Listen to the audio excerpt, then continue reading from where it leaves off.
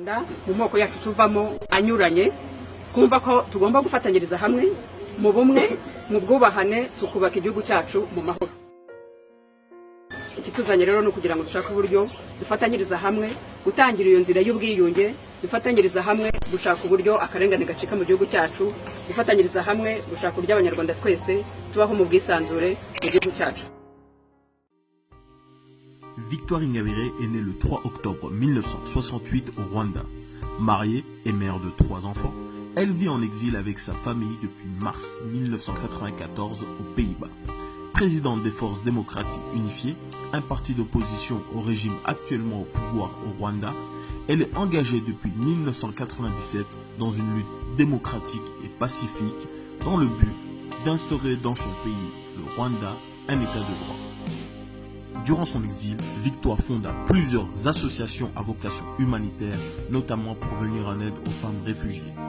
En janvier 2010, elle décida de rentrer au Rwanda pour se présenter aux élections présidentielles de novembre 2010.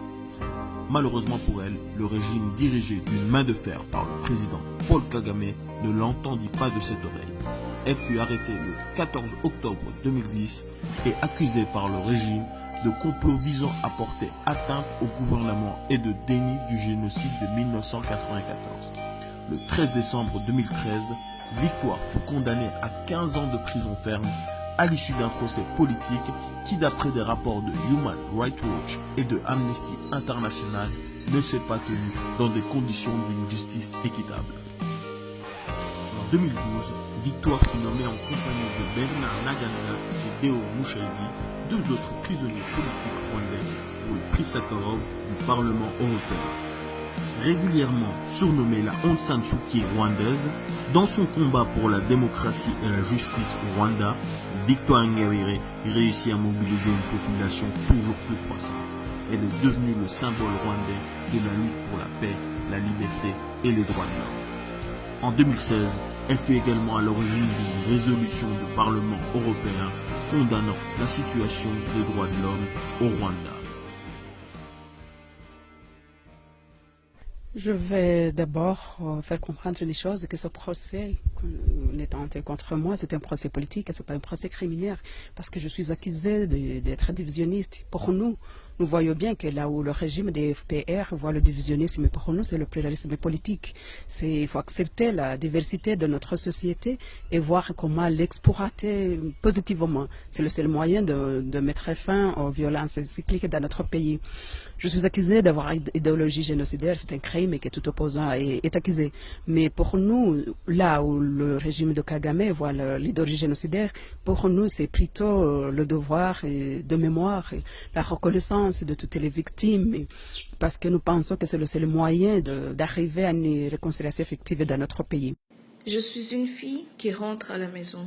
Je rentre pour lutter pacifiquement. Je rentre pour qu'ensemble, nous conjuguions nos efforts pour nous libérer de tout ce qui nous empêche d'être libres. Nous sommes là pour être la voix de tous ceux qui subissent des injustices et qui subissent la peur au Rwanda.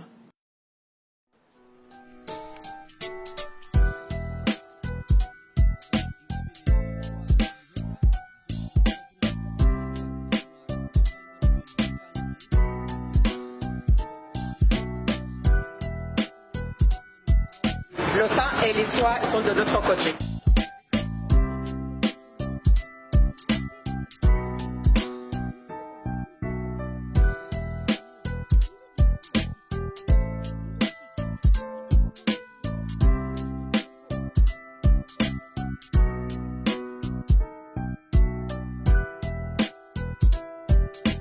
Sans nul doute, Victoire est devenue le symbole rwandais de la lutte pour la liberté, la démocratie et la justice pour le Rwanda.